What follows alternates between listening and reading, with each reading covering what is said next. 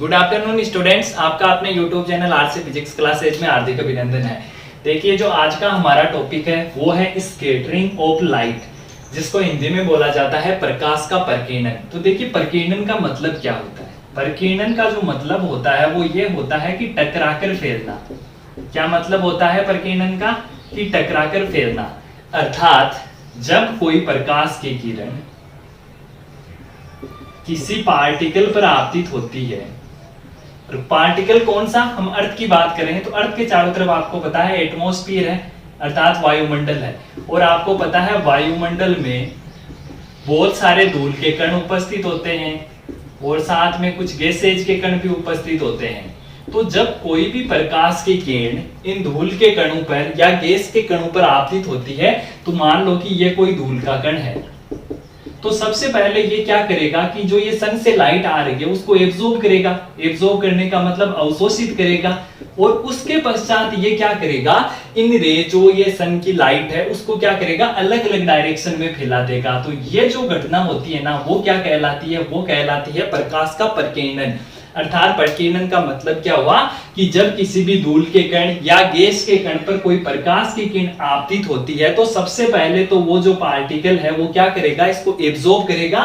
उसके बाद इसको हर एक पॉसिबल डायरेक्शन में क्या कर देगा, फैला देगा। तो ये जो घटना होती है वो क्या कहलाता है? वो कहलाता है प्रकाश का प्रकीर्णन। अब इसके लिए एक कंडीशन है, वो सेटिस्फाई होनी जरूरी है। और वो कंडीशन क्या है? वो कंडीशन ये है कि जो आप ये जो धूल का कण ले रहे हो या गैस का कण ले रहे हो, इसका जो आकार होगा ना, वो हमेशा क्या होगा, वो हमेशा लेस देन होगा प्रकाश की तरंग दैर्ध्य के। क्या बोला मैंने? कि जो आपने जो धूल का कण है या जो गैस का कण है उसका जो आकार होगा ना, वो हमेशा क्या होगा, वो हमेशा होगा प्रकाश की तरंग दैर्ध्य से कम। तभी ये जो घटना होगी वो घटित होगी प्रकाश का प्रकीर्णन। तो प्रकाश के प्रकीर्णन के लिए आवश्यक शर्त क्या है कि जो साइज ऑफ पार्टिकल है वो हमेशा लेस देन होनी चाहिए वेवलेंथ ऑफ लाइट के। अब देखिए आगे।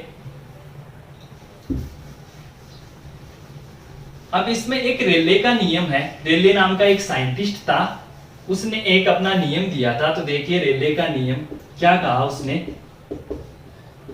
उसने ये कहा कि जो प्रकाश का प्रकीर्णन है ना, उसकी जो इंटेंसिटी होती है वो तरंग दैर्ध्य की चतुर्थ घात के व्युत्क्रमानुपातिक होती है। ये है रेले का नियम कि जो प्रकाश की जो इंटेंसिटी है, जो प्रकीर्णित प्रकाश होगा, उसकी जो तीव्रता होती है वो तरंग दैर्ध्य की चतुर्थ घात के क्या होती है, व्युत्क्रमानुपाती। यहाँ लेमड़ा क्या है? यहाँ लेमड़ा है तरंग दैर्ध्य, और यहाँ आई क्या है? आई है प्रकीर्णित प्रकाश की तीव्रता। अब आप मुझे बताओ, आपको पता है जो सन से लाइट आती है उसमें 7 कलर होते हैं। और कौन से 7 कलर होते हैं? तो मैंने आपको लास्ट लेक्चर में बताया था। वो कलर का जो ऑर्डर होता है वो होता है विबग्योर। V मतलब वायलेट, I मतलब इंडिगो, B यानी ब्लू, G यानी ग्रीन, Y यानी येलो, O यानी ऑरेंज और R यानी रेड। और मैंने बताया था जो रेड कलर की जो तरंग दैर्ध्य है वो उसका मान क्या होता है? मैक्सिमम होता है। और वायोलेट कलर की जो तरंग दैर्ध्य है वो कैसी होती है? मिनिमम होती है। तो रेड कलर की तरंग दैर्ध्य तो मैक्सिमम होती है और वायोलेट कलर की तरंग दैर्ध्य क्या होती है? मिनिमम। तो अब मुझे बताओ, यहां से मैं क्या बोल सकता हूं? यहां से देखो I क्या है? 1/λ की पावर 4 के व्युत्क्रमानुपाती है। तो मुझे बताओ, जब लेमड़ा मैक्सिमम होगा तो उस टाइम I क्या हो जाएगी? मिनिमम। और I है क्या? I है प्रकीर्णित प्रकाश की तीव्रता। तो क्या मैं ऐसा लिख सकता हूं कि लाल रंग की तरंग दैर्ध्य सबसे ज्यादा होती है, इसलिए उसका जो प्रकीर्णन होगा वो क्या होगा? सबसे कम हो जाएगा। क्यों? क्योंकि इंटेंसिटी क्या है? सबसे कम। तो इंटेंसिटी कम होने का मतलब उसकी जो प्रकीर्णन करने की जो क्षमता है वो क्या हो जाएगी? सबसे कम। उसी प्रकार जो बैंगनी रंग होता है उसकी तरंग दैर्ध्य क्या होती है?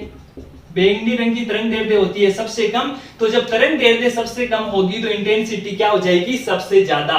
तो बैंगनी रंग का प्रकीर्णन क्या हो जाएगा? सबसे ज्यादा। तो ये आप दो चीजें ध्यान रखोगे कि लाल रंग की तरंग दैर्ध्य सबसे ज्यादा होती है। तो आपको पता है तरंग दैर्ध्य और इंटेंसिटी एक दूसरे के क्या है? व्युत्क्रमानुपाती। तो अगर तरंग दैर्ध्य का मान मैक्सिमम है तो इंटेंसिटी का मान क्या हो जाएगा? मिनिमम। तो क्या होगा कि जब लाल रंग की तरंग दैर्ध्य सबसे अधिक है तो उसका प्रकीर्णन क्या होता है? सबसे कम होता है।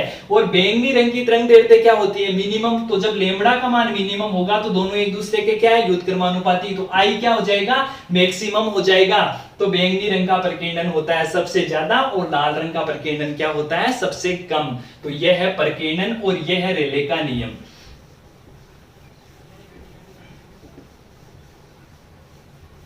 अब देखिए, मैंने प्रकीर्णन के लिए आपको एक कंडीशन बताई है। मैंने क्या बताई थी कि जो धूल के कण का जो आकार है वो हमेशा क्या होना चाहिए, प्रकाश की तरंग दैर्ध्य से कम होना चाहिए। अब आपके मन में एक सवाल आना चाहिए कि सर अगर आकार बड़ा हो जाए तरंग दैर्ध्य से तो क्या प्रकीर्णन नहीं होगा। मैंने इसेंशियल या आवश्यक कंडीशन क्या बताई थी कि जो धूल का कण है या जो गैस का कण है उसकी जो साइज है वो हमेशा प्रकाश की तरंग दैर्ध्य से कम होनी चाहिए, तब तो क्या हो जाएगा, प्रकीर्णन हो जाएगा।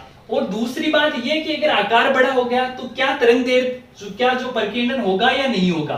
तो देखो इन दोनों में क्या नियम है कि अगर आकार छोटा है तो प्रकीर्णन होगा। और यहां पे मैंने आपको दो बात बताई है कि लाल रंग का प्रकीर्णन तो होगा सबसे कम और जो आपका बैंगनी रंग है उसका प्रकीर्णन क्या हो जाएगा, सबसे ज्यादा। अब दूसरी कंडीशन क्या है कि अगर जो आपने धूल का कण लिया है या जो गैस का कण लिया है उसकी साइज अगर प्रकाश की तरंग दैर्ध्य से बड़ी हो गई तो क्या प्रकीर्णन नहीं होगा। प्रकीर्णन तो इस कंडीशन में भी होगा, लेकिन यहां पर होगा क्या, जो आपका ऑर्डर है विबग्योर, इसमें से सब कलर है ना उनका सबका एक जैसा ही प्रकीर्णन होगा, यानी सभी कलर समान रूप से क्या होंगे, प्रकीर्णित होंगे। तो इस टाइम जो आपको कलर दिखेगा वो कैसा कलर दिखेगा, व्हाइट कलर दिखेगा। तो अगर जो आपके धूल के कण है या जो गैस के कण है उनका आकार अगर तरंग दैर्ध्य से बड़ा हो गया तो इसका मतलब यह नहीं कि वहां प्रकीर्णन नहीं होगा, वहां पे भी प्रकीर्णन होगा, बट उसकी कंडीशन क्या होगी कि वहां पे सभी कलर का प्रकीर्णन क्या होगा, सेम होगा। तो यहाँ पे जो आपको लाइट दिखेगी वो कैसी लाइट दिखेगी, व्हाइट दिखेगी। और अगर धूल के कण या गैस के कण का आकार तरह प्रकाश के तरंग दैर्ध्य से कम है तो वहां पे भी प्रकीर्णन होगा। वहां कंडीशन क्या होगी कि लाल रंग का तो प्रकीर्णन सबसे कम होगा और बैंगनी रंग का प्रकीर्णन क्या होगा, सबसे ज्यादा। अब देखिए हम बात करते हैं एग्जांपल्स ऑफ स्कैटरिंग, यानी प्रकाश के प्रकीर्णन के कुछ एग्जांपल। तो पहला एग्जांपल है आकाश का नीला दिखाई देना, अर्थात आपको जो आकाश है वो नीला क्यों दिखाई देता है, नीला का मतलब ब्लू क्यों दिखता है। तो देखिए उसकी क्या वजह है। तो यह आपकी अर्थ है और आपको पता है अर्थ के चारों तरफ एटमॉस्फेयर है, एटमॉस्फेयर का मतलब वायुमंडल है, और यहां कहीं आपका सन है। तो सन से क्या होगी, लाइट इंसिडेंट होगी, यहां से लाइट क्या हो जाएगी, रिफ्लेक्ट हो जाएगी। तो अब मुझे बताओ सन से जो लाइट आती है उसका कलर क्या होता है, व्हाइट होता है। और व्हाइट ये सारे कलर को अपने अंदर समाये हुए है विबग्योर, यानी जो यहां से जो सन से लाइट आ रही है उसमें सातों कलर है, वायलेट भी है, इंडिगो भी है, ब्लू भी है, ग्रीन भी है, येलो भी है, ऑरेंज भी है और रेड भी है। फिर भी ये हमें कैसा दिखाई देता है, नीला। तो क्यों दिखाई देता है, तो मैंने आपको अभी भी बताया था कि बैंगनी रंग का प्रकीर्णन क्या होगा, सबसे ज्यादा होगा, और लाल रंग का प्रकीर्णन क्या होगा, सबसे कम होगा। तो फिर आपके मन में यह सवाल आना चाहिए कि सर आपने क्या कहा कि बैंगनी रंग का प्रकीर्णन सबसे ज्यादा होता है, तो जब सन से लाइट आएगी तो हमें जो आसमान है वो बैंगनी कलर का दिखना चाहिए, क्योंकि लाल रंग का तो सबसे कम प्रकीर्णन होगा, तो ये तो हमें दिखाई देगा नहीं। तो हमें कौन सा रंग दिखना चाहिए, बैंगनी रंग दिखना चाहिए। तो देखो इसकी दो वजह है कि हमें बैंगनी रंग क्यों नहीं दिखता, या हमें जो हमारा आसमान है वो ब्लू दिखता है। तो उसकी दो वजह हैं। देखो मैं पहली वजह ये बता रहा हूं कि पहली वजह क्या है। पहली वजह तो ये है कि जो सन से लाइट आती है ना उसके पास जो वायलेट कलर है ना वो पहले से ही कम होता है। पहले से ही कम होने का मतलब कि यहाँ पे भी वायलेट कलर कम है, और जब ये यहाँ आएगी एटमॉस्फेयर से टकराएगी और ये जब प्रकाश फैलेगा तो वायलेट कलर की इंटेंसिटी लगभग क्या हो जाती है, खत्म हो जाती है। तो हमें वायलेट कलर तो दिखने से रहा। तो फिर बचा इंडिगो और ब्लू, और ये भी नहीं दिखेंगे। क्यों? क्योंकि इनका तो सबसे कम प्रकीर्णन होता है, सबसे ज्यादा प्रकीर्णन होता है वीआईपी का और सबसे कम होता है वाईओआर का। तो ये तो दिखने से रहे। तो बचा कौन, आई और बी। तो इंडिगो और ब्लू। अब इंडिगो और ब्लू में से आपको एक कलर दिखना चाहिए। मैंने ये वजह तो बता दी कि वायलेट क्यों नहीं दिखता। वायलेट क्यों नहीं दिखता? क्योंकि वायलेट पहले से ही जो सन से लाइट आती है उसमें वायलेट कलर पहले से ही कम होता है, और जब ये एटमॉस्फेयर के पार्टिकल से टकराएगा तो इसकी इंटेंसिटी क्या हो जाएगी, जीरो, अर्थात वायलेट कलर क्या हो जाएगा, खत्म हो जाएगा। अब उसके बाद बात आती है कि इंडिगो क्यों नहीं हुआ या ब्लू ही क्यों हुआ। तो इसकी वजह यह है कि जो हमारी आंखें होती है ना, वो ब्लू कलर के प्रति ज्यादा सेंसिटिव है, यानी नीले कलर के प्रति ज्यादा संवेदनशील है, इसलिए हमें हमारा स्काई कैसा दिखता है, ब्लू दिखता है। तो आप इसका एक वर्ड में रीजन तो ये दोगे कि आकाश का नीला रंग किसके कारण दिखाई देता है, वो दिखाई देता है प्रकाश के प्रकीर्णन के कारण। दूसरी बात कि बैंगनी रंग क्यों नहीं दिखाई दे रहा, क्योंकि बैंगनी रंग पहले से ही सन की जो लाइट आती है उसमें कम होता है, और उस दूसरी बात जब ये इससे टकराएगा तो इसकी जो इंटेंसिटी हो जाएगी वो क्या हो जाएगी, जीरो। तो फिर आप कहोगे कि सर इंडिगो और ब्लू में से इंडिगो क्यों नहीं हुआ, तो इंडिगो की वजह क्या हो गई कि इंडिगो के कंपैरिजन में जो नीला कलर है वो हमारी आंखों के प्रति ज्यादा संवेदनशील है, इसलिए हमें आकाश कैसा दिखाई देता है, ब्लू। तो ध्यान रखना, सबसे ज्यादा प्रकीर्णन तो होता है VIB का, और सबसे कम प्रकीर्णन किसका होता है, YOR का, इसलिए हमें आकाश कैसा दिखाई देता है, नीला दिखाई देता है। अब नेक्स्ट एग्जांपल देखिए,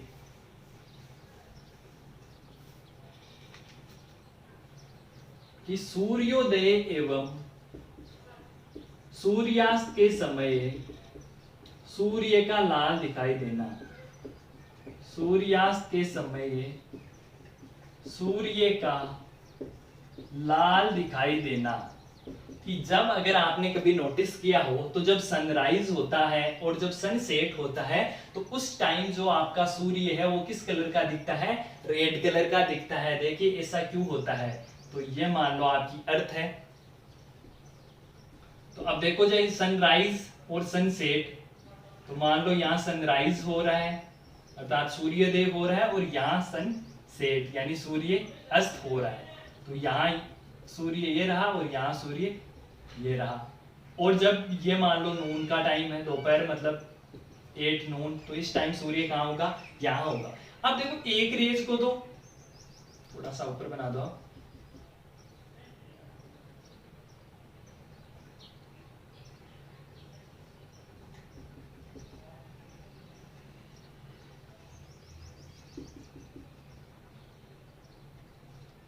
अब मुझे बताओ, जब ये मान लो सनराइज की कंडीशन है, ये किसकी कंडीशन है, सनसेट की कंडीशन है, और ये नून दोपहर की बात है।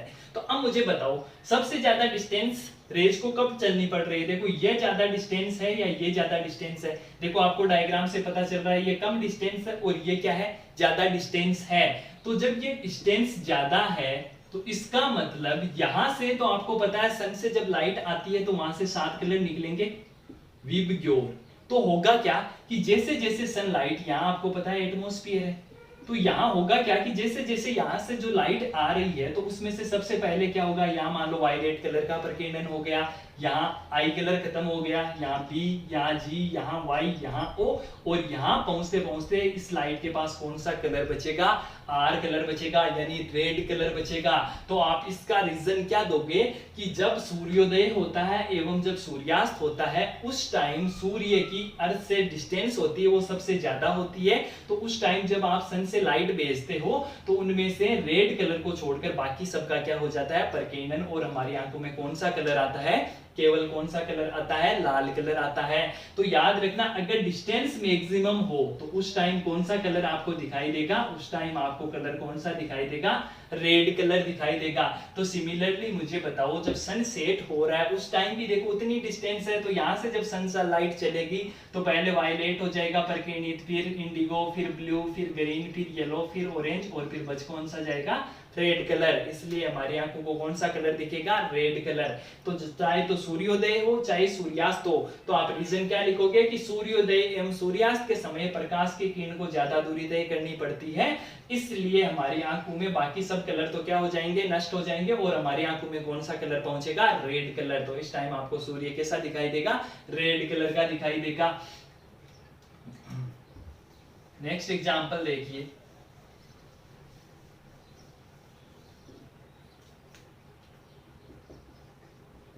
खतरे के निशान लाल रंग के क्यों होते हैं। क्या है नेक्स्ट, कि जो आपका जो खतरे का निशान है, डेंजर का जो साइन है, वो हमेशा रेड कलर से ही बनाया जाता है। क्यों बनाया जाता है? या जो ट्रैफिक लाइट्स होती है वो भी रेड कलर की होती है, ऐसा क्यों होता है? तो देखिए इसकी वजह क्या है। तो मैंने क्या बताया था कि जो बैंगनी कलर है उसका प्रकीर्णन क्या होता है सबसे ज्यादा। और प्रकीर्णन का मतलब क्या है? प्रकीर्णन का मतलब है प्रकाश का फैलना। मैंने शुरुआत में ही बताया था कि प्रकीर्णन का मतलब है टकराकर फैलना। तो बैंगनी कलर क्या होगा? सबसे ज्यादा फैलेगा। और लाल कलर क्या होगा? सबसे, इसका जो प्रकीर्णन होता है वो क्या होता है? सबसे कम होता है। तो ये सबसे कम फैलेगा। तो अब मैं एक बार मानता हूं कि मान लो आपने जो खतरे का निशान, एक तो आपने लाल रंग का बना दिया, एक मान लो दूसरा बना दिया जैसे हरे रंग का बना दिया। तो अब देखो मैंने क्या कहा था कि लाल रंग तो प्रकीर्णित होता ही नहीं है, बहुत कम प्रकीर्णित होता है। तो मान लो कि लाल रंग आपको ज्यादा डिस्टेंस ट्रेवल करनी है, तो यहां से जब लाल रंग आएगा तो लाल रंग का प्रकीर्णन तो सबसे कम होगा। तो ये जो लाल रंग है वो तो स्ट्रेट लाइन में सीधा, अगर यहाँ से मान लो आप देख रहे हो, यहाँ मान लो आप किसी साधन पे हो जैसे कार है, बाइक है, तो यहाँ से देखो आपको लाल कलर तो दूर से ही दिखाई दे रहा है। बट जब हरे रंग से लाइट आती है तो हरे रंग का क्या हो जाएगा? इस लाल के कंपैरिजन में प्रकीर्णन ज्यादा होगा, तो प्रकाश क्या होगा? अलग अलग डायरेक्शन में फैल जाएगा। तो यहाँ जब आपकी आईज है तो आईज पे क्या होगा? आपको धुंधला दिखाई देगा या कम दिखाई देगा। तो लाल रंग तो क्या होगा? सबसे कम प्रकीर्णित होता है, इसलिए स्ट्रेट लाइन में मूव करता है, तो दूर से ही आपको दिखाई दे जाएगा कि वहां पे लाल कलर है। बट अगर इस लाल के अलावा और कोई कलर होता तो उसका क्या होगा? प्रकीर्णन होगा और हमारी आंखों में वो एग्जैक्ट सही दिखाई नहीं देगा। इसलिए जो लाल रंग का जो खतरे का जो निशान होता है वो हमेशा किस कलर का बनाया जाता है? लाल रंग का। क्यों बनाया जाता है? ताकि हम अधिक दूरी से ही देख ले कि वहां पर कोई ना कोई क्या है? खतरा है। तो खतरे का निशान कैसे रंग का होता है? लाल रंग का होता है। Next example,